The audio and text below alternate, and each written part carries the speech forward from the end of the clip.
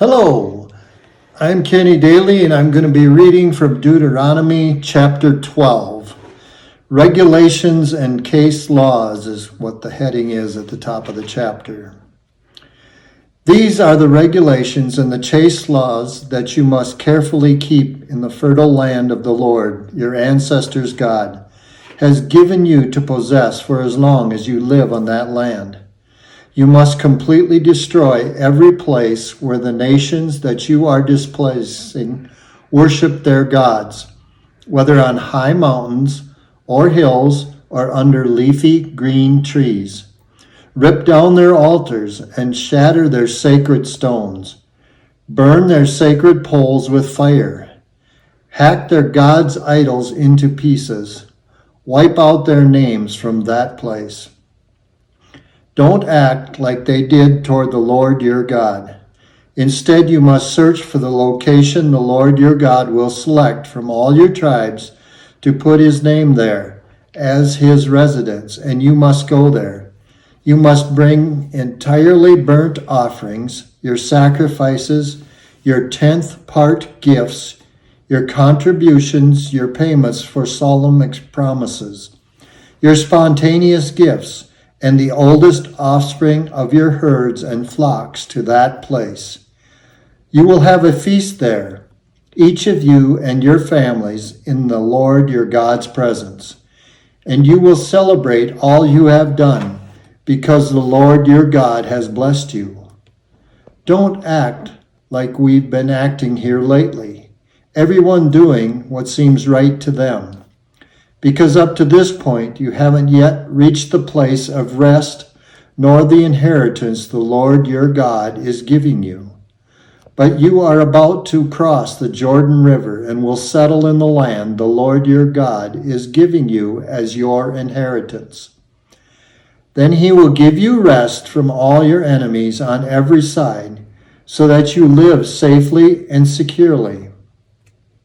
At that point, you must bring all that I am commanding you, your entirely burnt offerings, your sacrifice, your 10th part gifts, your contribution, and all your best payments that you solemnly promise to the Lord, to the location the Lord your God selects for his name to reside. Then you will rejoice in the Lord, your God's presence, and each of you, your sons and daughters, your male and female servants, and the Levites who dwell in your cities, because they have no designated inheritance. But watch yourself. Make sure you don't offer up your entirely burned offerings in just any place you see. No, only at the Lord selects from one of your tribal areas. That's where you must offer up your entirely burnt offerings, and that's where you must perform everything I'm telling you. However, whenever you wish, you may slaughter and eat meat, as the Lord your God sees fit to bless you with such in your cities. People who are polluted and people who are purified can join in the feast, as they would if they were eating gazelle or deer. But you must not consume any of the animal's blood. Pour it out on the ground just like water. Within your cities you are not allowed to eat any of the following: your 10th part gifts of grain, wine, and oil, the oldest offspring of your herds and flocks, any of the payments you have solemnly promised, your spontaneous gifts or your contributions. Only in the presence of the Lord your God, at the location the Lord your God selects, can you eat these things. That holds true for you, your son and daughter, your male and female servant, and the Levite who lives in your city.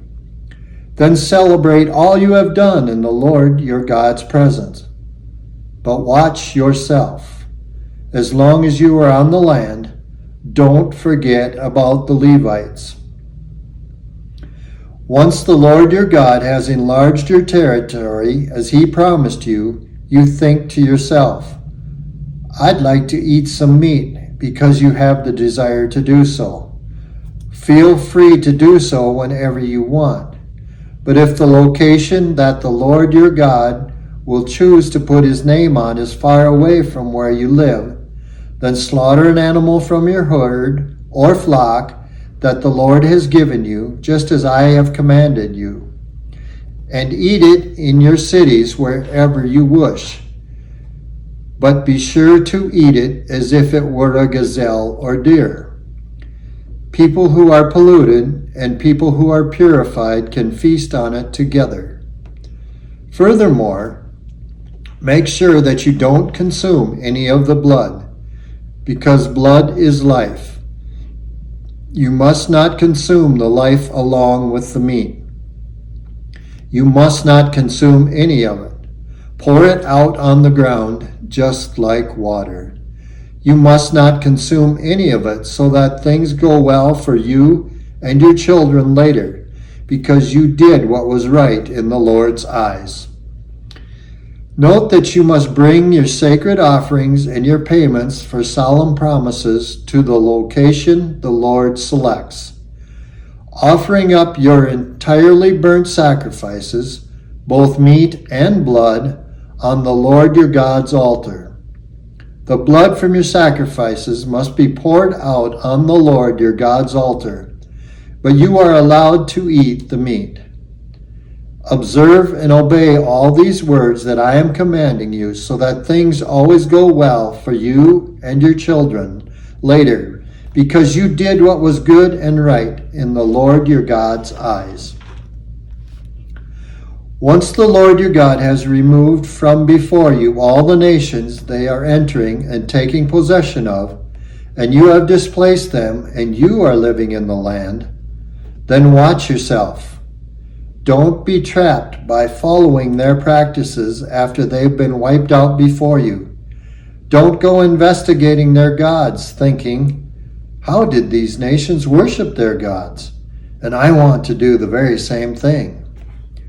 Don't act like they did toward the Lord your God, because they did things for their gods that are detestable to the Lord, which he hates. They even burned their own sons and daughters with fire before their gods. Everything I'm commanding you, you must do it with the utmost care. Don't add anything to it or take anything away from it. That's the end of chapter 12.